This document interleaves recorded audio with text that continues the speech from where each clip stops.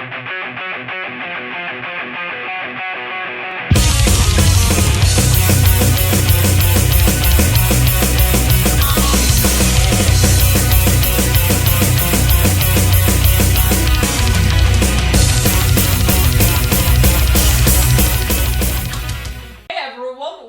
to the Metal Galaxy YouTube channel, where we bring reviews, interviews, D-Metal news and much more into your living room.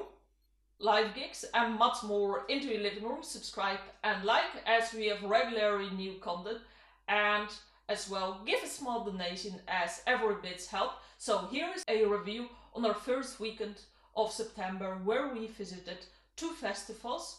On the Friday, Metalbabes in Belgium, Bree, and Rasmus Fest in Erasmus in France. Thank you so much, Liv Sin, for the opportunity to take me with you on the tour. As well, special thanks for Metallian Productions for organizing everything.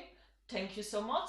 And for the viewers who are curious about the tour itself, head to Liv Sin Patreon page, as you'll find there most of the content of the tour that I made. And yeah, grab your beer and let's start with the first part of the review. Was Metalbabes a festival to go or no? But let's kick off first with the location. The location is quite nice. There is a city nearby, and in the city it's like it has a history. There are some statues, and there is as well a place where you can have a very nice Belgian beer.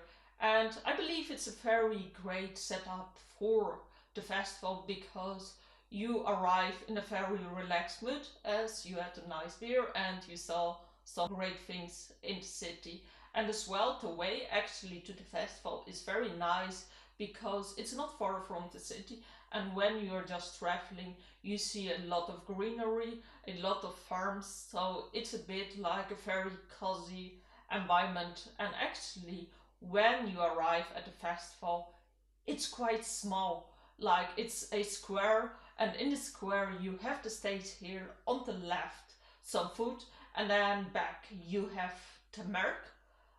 And it's something totally different than the festival you're used from Belgium, like Hellcats, Metal Meeting or Grasspop. But I would say it's the strength of Metalbabes, especially it's so specialized in female fronted bands, because we have seen so many festivals and it's nice to do something different. And in this festival you are so close to the stage, but then as a viewer, as a fan, you can easily interact and engage with the bands, because they were at the MAIr table selling MAIr. There was an opportunity to get things signed and so on. So it's a very great way to connect with the bands and yeah, be a fan on that day. But as well, like if you go to food, you don't lose any music because it's next to the stage. And then for the bands, it's quite easy as well to really engage with the fans and be there, because the backstage is basically the building next, not so far. So it's a very idle, cozy, family oriented festival basically. And I love it, because I love, of course, the big ones, but it's nice for once to make new friends, to have some crack and to get to know the bands a better. So great festival if you look at very friendly family atmosphere.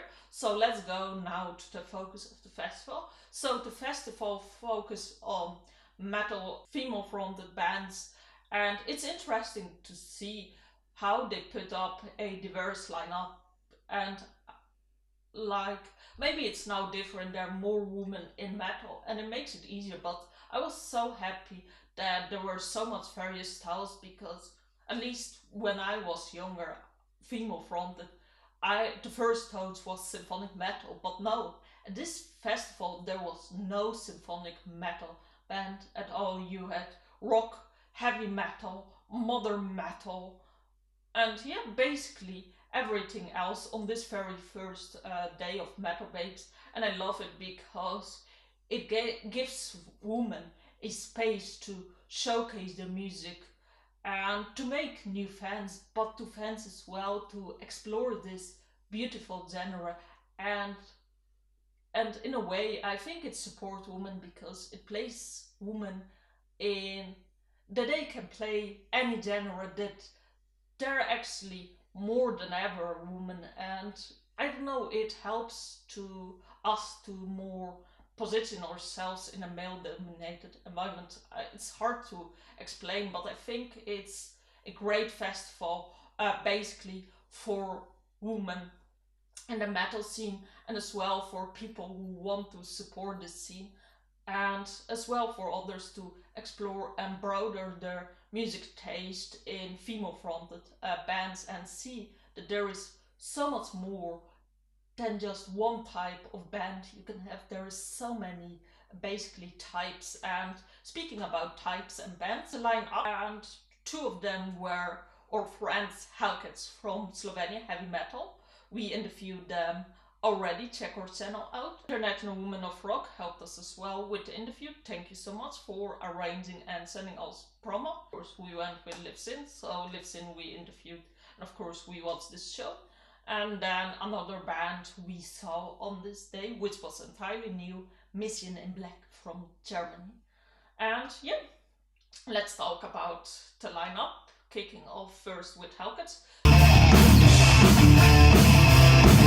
So Hellcats was first band we saw, and we love it actually. Like, I think I spoke in the interview, like Hellcats has been an inspiration for me because I grew up with heavy metal, and there were many females, but there you have Hellcats headbanging their hair loose with really great tunes where you can just sing alone, headbang, and yeah. And then they were on stage, and they sounded really good. Like, if you look at the videos, like, I really interacted with those videos. I really saw them inspiration. And on this festival, they brought this into a live experience, and it was fantastic. Like, really, I had a great time, and vocal wise, instrumental wise, I wouldn't say they make any faults. They are perfect. They're really great players. So definitely Hellcats is a band to let your hair. Really great rock and roll band that you should check them out. And yeah, then the next band we saw was Mission in Black. And Mission in Black, it was a tough one to review because you have Hellcats and Liv Sin that are 2.5, I think, decades into the metal scene, whereas Mission in Black like is only 5 years, like with the stable line up. And they are as well, like, I think they made the first album. They don't have so many albums on their belt, and why I'm mentioning it, they were really great. Like, Steffi has really great vocals, the instruments were great as well, but I felt that they could be a bit more tighter, and there could be a bit more interaction between the members and the crowd as well, make a crazy mosh pit and so on. But then on the other hand, I'm just comparing them with veterans in the scene, so I would say they're a really great band, and I'm really hyped what they are going to be in the very future, as they are going to grow as musicians. And I believe this will be the one band you should have on your bucket list. And then the next one we saw was Liv Sin, and whoa, what an experience. And it was a very interesting experience to review because it was my third time seeing Liv Jagro in action, and second time Liv Sin. And this time the backtracks were not working, which isn't great, but then for a reviewer point it's excellent because you can see how much the band relies on backtracks and how much the band is capable to do things on its own. And it's amazing how they handled this. Like, I was amazed how well they sung, how well they played the music. I wouldn't say they made any faults on that day. Like, it was insane, the experience. Like, Liv Jagro was left, right, front, and then she went also close to the crowd, and the way she sings, it's unreal. Like, her voice is crystal clear, and her voice, like, if you compare a decade ago, her voice became much more versatile, and I love the way housey, headbangs, interacts, makes the crowd, it's amazing. And from a musical point, like, they played very well, and I would say that the backtrack indeed enhances the experience a bit, because it just introduces the song with a specific like sound, but otherwise they are actually perfectly fine of not using backtracks. They are really a nice add-on. So yeah, it was a super interesting experience, but after this I am more amazed what a fantastic band it is. And I think in my previous review of Massive Rock spoke plenty about Liv Sin. So yeah, check it out. And actually, one last thing I wanted to add, Liv Sin. I love how Dan started to interact and do his own thing, like with the song Hope Begins to Fade. He starts to sing, and then there is also a part that they interacts a bit with Liv, so I love how they are being more used, well, much more used to each other as a band, and I see that they are much more experimenting than last December, and I'm super curious what's going to be next.